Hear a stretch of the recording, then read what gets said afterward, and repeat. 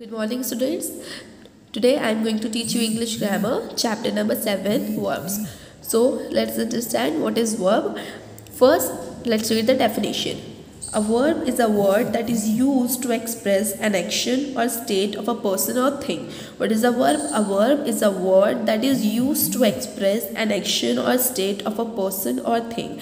ठीक है, तो डेफिनेशन क्या है वर्ब की? वर्ब एक ऐसा वर्ड है जो कि यूज़ किया जाता है, दैट इज़ यूज टू, जो इस्तेमाल किया जाता है, यूज़ किया जाता है किसी भी एक्शन या फिर स्टेट को एक्सप्रेस करने के लिए. Here action and state are the same words. तो किसी भी एक्शन को एक्सप्रेस करने के लिए किसी भी पर्सन की यानी किसी भी इंसान की या फिर किसी भी चीज़ के एक्शन को एक्सप्रेस करने के लिए जो वर्ड यूज़ किया जाता है वो हमारा वर्ब है.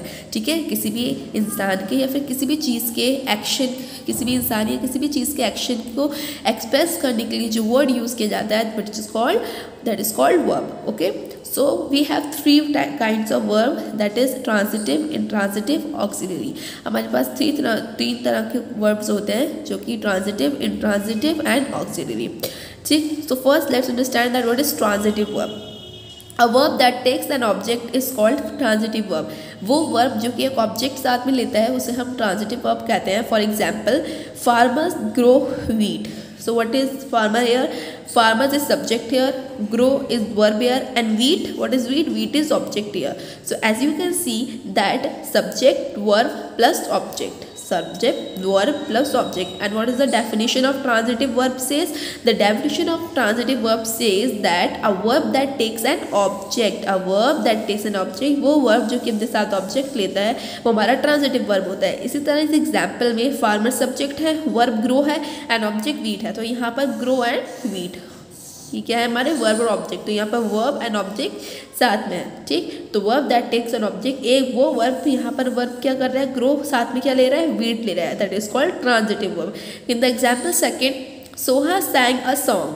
Soha is subject, sang is verb, and what is object? Object is a song. Object is a song. So we are taking verb and object together here. We are taking verb and object together here. Okay. In the example number 3, God loves all man. God loves all man, यानी God सब इंसानों को प्यार करते हैं. So what is God here? God is subject, love is verb here, and all man are object here. So loves and all men together.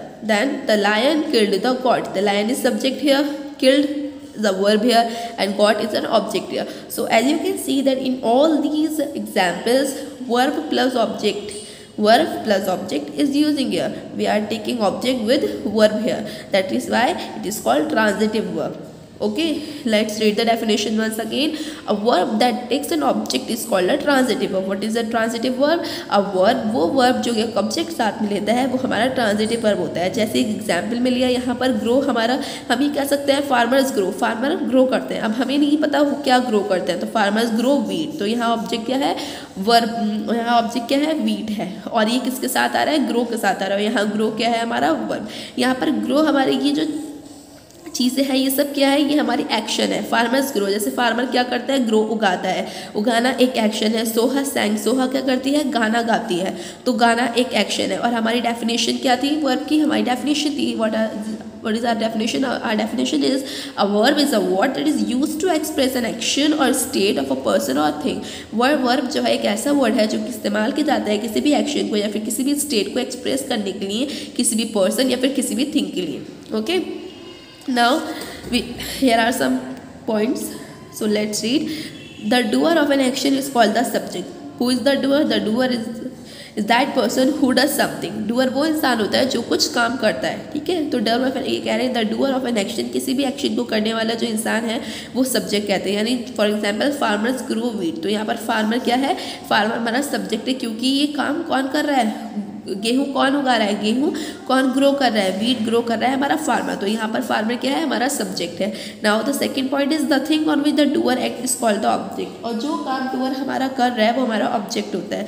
जो काम doer हमारा कर रहा है वो हमारा ऑब्जेक्ट होता है. For example farmers grow wheat, तो फार्मर क्या ग्रो कर रहा है? फार्मर वीट ग्रो कर रहा है. फार्मर क्या उगा रहा है? वीट उगा रहा है. Okay, now let's come to the intransitive verb. So what is an intransitive verb? A verb that does not take an object is called an intransitive verb. वो verb जो कोई object नहीं लेता है वो हमारा intransitive verb होता है. वो verb जो हमारा कोई object नहीं लेता है वो हमारा intransitive verb होता है. For example, birds fly, चिड़िया उड़ती है, lions roar, शेर दहाड़ता है, the sun rose, sun जो है वो उगता है, तथा द ट्रेन स्टॉप, ट्रेन रुक गई थी. तो ये हमारे क्या है, ये ट्रांजिटिव वर्ब है. ठीक है, ट्रांजिटिव वर्ब है जहाँ पर सब वर्ब के साथ कोई ऑब्जेक्ट की नीड नहीं है, where there is no need of object with the verb. Okay, so यहाँ पर इंट्रांजिटिव वर्ब कौन से वर्ब होते हैं? Intransitive verb are those verb that doesn't take an object, जो कि कोई ऑब्जेक्ट अपने साथ नहीं लेते हैं, जहाँ पर सिर्फ only plus subject plus intransitive verb होते हैं, जहाँ सिर्फ सब्जेक्ट एंड वर्ब की नीड होती है. There is no need of object. Okay, now let's come to the third one, that is auxiliary or helping verb. A verb that is used with the main verb is called an auxiliary or a helping verb. अब क्या है, ये है auxiliary verb और helping verb कौन से होते हैं? वो verb जो कि यूज़ किए जाते हैं main verb के साथ. Okay, a verb that is used with the main verb, a verb that is used with the main verb, वो हमारे कौन से वर्ब होते हैं? वो हमारे auxiliary या फिर helping verb होते हैं. For example, I have finished my work. So what is I here? I is subject here.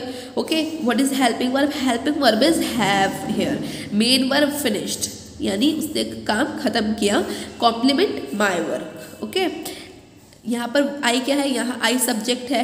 Main verb यहाँ पर क्या है? फिनिश्ड है. मेन वर्ब यहाँ पर फिनिश्ड है. ये हमारा कॉम्प्लीमेंट है, यानी मैंने अपना काम किया. इट इज़ नॉट नेसेसरी, ये नेसेसरी नहीं है. इट्स नॉट मैंडेटरी है. मैंडेटरी भी नहीं है कि आप ये कॉम्प्लीमेंट्री कॉम्प्लीमेंट अपने वर्क के साथ लगाओ. If you just said that I have finished, that is also okay. So I have finished my work. So what is I here? As we know that I is subject here, because जो doer होता है, जो action कर रहा है, वो हमारा subject. जैसे हमको पता है कि जो doer होता है, जो एक्शन कर रहा है, जो काम कर रहा है, which is called our subject. Okay, and helping verb is have here, because the main verb is finished here, but have is remaining here. have बज रहा है हमारा यहाँ पर, तो have क्या हुआ यहाँ पर? have हमारा helping verb है. Okay, now in the second sentence, Rahul will come tomorrow. Rahul will come tomorrow. So what is Rahul here? Rahul is subject here. will is our helping verb here, and come, Rahul कल आएगा. तो यहाँ पर कम, what is come here? come is main verb here, and tomorrow is our complement. In the third one, Diya can solve this question. What is Diya here? Diya is subject, can is helping verb, and solve is main verb. This question is complement. Now fourth one is birds were chirping in the trees. चिड़िया चिरचिरा रही है पेड़ पर. तो birds are subject here, were is helping verb, chirping is the main verb, यानी चिरचिरा रही है, जो action हमारा हो रहा है. A verb is a word that is used to express an action or state of a person or thing. verb एक वो चीज़ है जो भी किसी इंसान या चीज़ की या किसी भी एनिमल की एक्शन को एक्सप्रेस करती है, वो हमारी वर्ब होती है. तो यहाँ पर बर्ड्स का एक्शन क्या है? बर्ड्स का एक्शन चिरपिंग है. यहाँ दिया का एक्शन क्या है? वो सॉल्व कर रही है, क्वेश्चन को कर सकती है. यहाँ पर राहुल का एक्शन क्या है? वो आएगा. और यहाँ पर आई यानी मेरा एक्शन क्या है? फिनिश्ड, मैंने काम कर लिया. ओके, नाउ कुछ हेल्पिंग वर्ब्स, सब helping verbs are given here. So let's read. is, am, are, was, were, do, does, did, has, have, had, will, shall, can, could, may, might, must, should. They all are helping verbs here. Okay, so we have three kinds of verb. Let's revise. First is transitive verb. A verb that takes an object is called a transitive verb. Second is intransitive verb. A verb that doesn't take an object is called an intransitive verb. Third is auxiliary or helping verb. A verb that is used with the main verb. A verb that is used with the main verb is called an auxiliary or helping verb. Okay, students. So, students, as you can see that the chapter has finished. I'll give you some work on your WhatsApp group regarding this chapter, which you have to solve it or do it in your grammar copy. Okay, thank you.